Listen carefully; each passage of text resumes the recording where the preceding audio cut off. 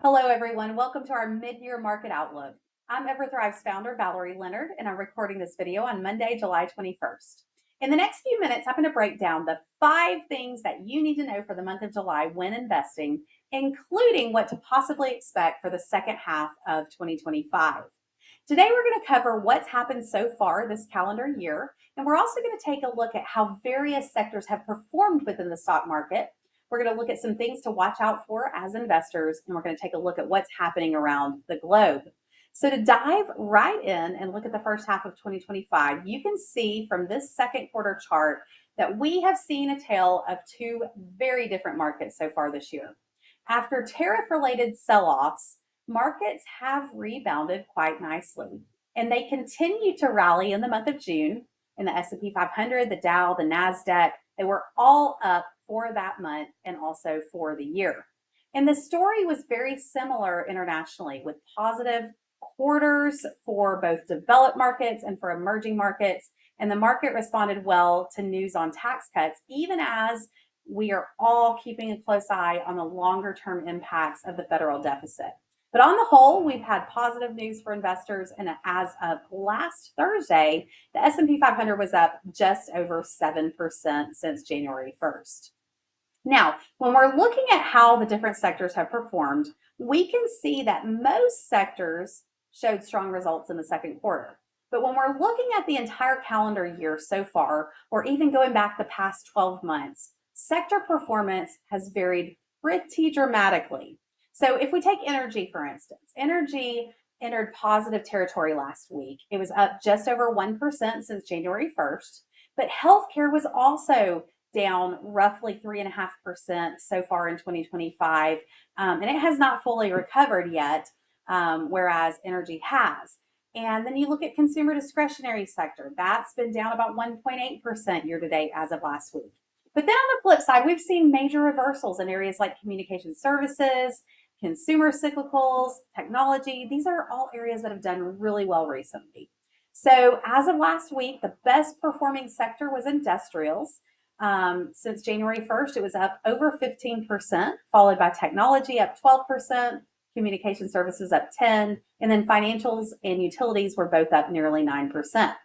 Now, when we look at commodities, I believe that they're positioned to potentially move higher as inflation, unfortunately, is likely to accelerate.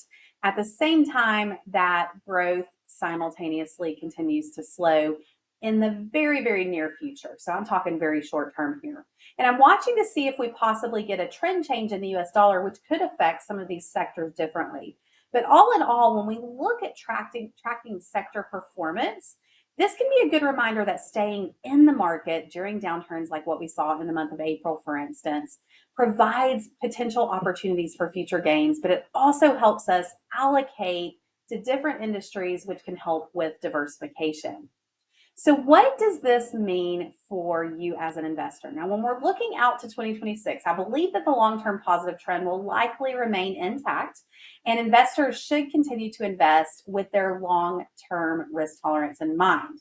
Now, if you take a look across the globe, geopolitical risks seem to be subsiding a bit this quarter, with effective tariff rates roughly cut in half over what we thought they were going to originally be projected to be. And we've seen more stability in Europe. They are rebounding. So it appears that there's less uncertainty and potentially more clarity about factors that can affect markets. And this means that it's less likely that we're going to see major market surprises, and ups and downs may fall within more normal market volatility ranges. I also think that GDP may be up in 2026 because the recent tax cut legislation that we've seen. So, what should you be watching out for as an investor? Now, last month we talked about core goods inflation and the fact that some inflation is not always a bad thing when it's paired with growth. So, I believe that inflation is probably going to reaccelerate towards that 3% mark, maybe the second half of the year, as food inflation, core goods like used cars or medical care services or transportation prices, these are all areas that have picked up which indicates that pressures overall are broadening out across the board. And obviously, this is not great news for consumers. And because of this, it's going to be harder for the Fed to cut interest rates like everyone seems to be expecting. The market really wants a 1% rate cut, but if we do see more inflation, we are less likely to see that.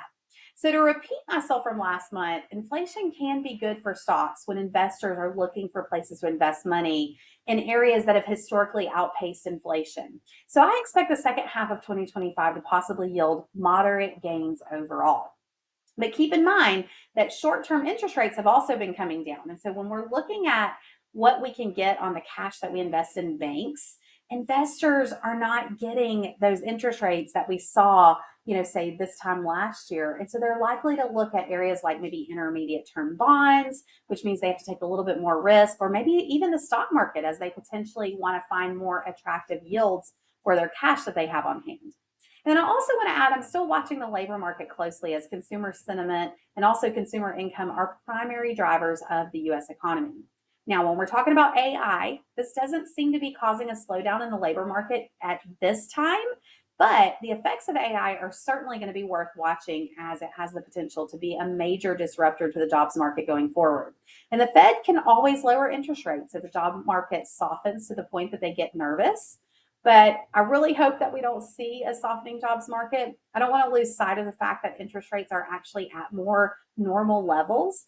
And it's good news that we have a more historically normal economic environment right now. Lastly, here's a quick look on the global outlook.